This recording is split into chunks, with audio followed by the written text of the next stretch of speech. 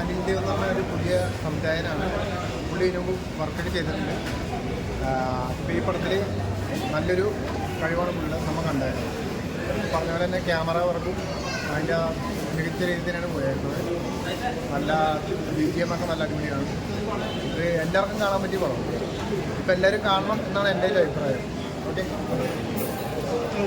വളരെ നല്ല പടമാണ്. കാര്യം എന്താ വെച്ചാൽ നമുക്ക് അവസാനം വരെ നമ്മൾ എന്താണോ ഇതിൻ്റെ ഒരു പര്യവസാനം നമുക്കൊരു സസ്പെൻസാണ്. നല്ലൊരു രീതിയിൽ അതവർ കൊണ്ട് അവതരിപ്പിച്ചിട്ടുണ്ട്.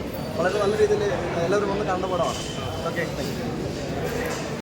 തുടക്കം മുതൽ എൻഡ് വരെ ഒരു സസ്പെൻസ് കീപ്പ് ചെയ്തിട്ട് എല്ലാ ടൈപ്പ് ഓഡിയൻസിനും ഇഷ്ടപ്പെടാൻ ചാൻസ് ഉണ്ട്. കാരണം അങ്ങനത്തെ ഒരു ടൈപ്പാണ്, ഫാമിലി ഓറിയൻറ്റഡ് ആയിട്ടും ഒരു ക്രൈം ത്രില്ലർ പോലെ ഒക്കെ അവർ കൊണ്ടുപോകാൻ ശ്രമിച്ചിട്ടുണ്ട്. അത് അത്യാവശ്യം കുഴപ്പമില്ലാത്ത രീതിയിൽ നന്നായിട്ട് വർക്കൗട്ട് ആയിട്ടുണ്ട്. അപ്പോൾ ഒരുവിധം എല്ലാവർക്കും ഇഷ്ടപ്പെടുന്ന ജോണർ തന്നെയാണ്. അപ്പോൾ എല്ലാവരും തിയേറ്ററിൽ വന്ന് കണ്ടു നോക്കുക. ഇഷ്ടപ്പെടാൻ സാധ്യതയുണ്ട്. എനിക്ക് പേഴ്സണലി ഇഷ്ടപ്പെട്ടു. ബാക്കി എല്ലാവരും ഓരോരുത്തരുടെ ഇതനുസരിച്ച് തിയേറ്ററിൽ വന്ന് കാണാം. ഏത് ജോണറാണ് വരുന്ന പടം?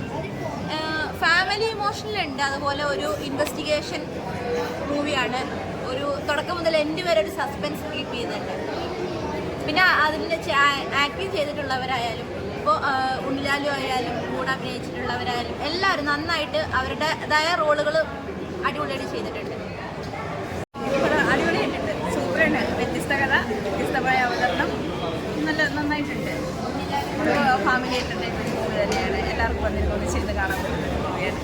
സൂപ്പറായിട്ടുണ്ട്.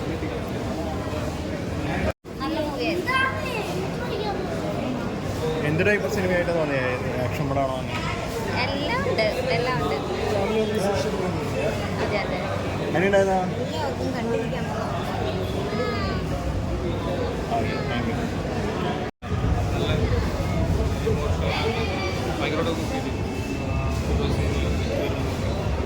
നല്ല സിനിമ,